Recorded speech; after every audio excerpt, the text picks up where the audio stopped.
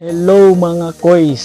So karon ubani ko ninyo atong hisgutan ang GrabPay nga extended until July 31, 2024. So mo na di chances nato kinahanglan jud nato i-verify ang atong mga GrabPay kay para puhon smooth kayo atong transaction. Nindot man jud kayo na kay anuman may cash out mo puhon real time na siya.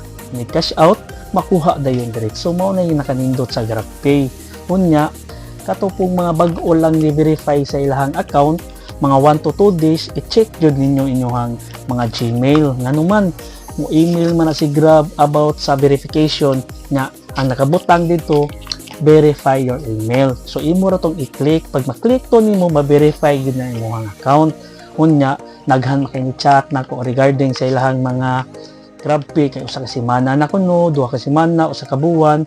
So, unsay angay yung buhaton? Moadto mo sa Grab office sa Pioneer sa Ayala para ma-address na imong problema kay sila may mo korean na para matarong na kay mga factor manggud-an na uban wala nila na click tong Gmail nga gisend ni Grab or naisayop sa imuhang application sa pag-verify nimo ang imuhang ID wa matugma sa imong address. So mo na siya mga factors good. So mo na dapat atong tan-awon ha.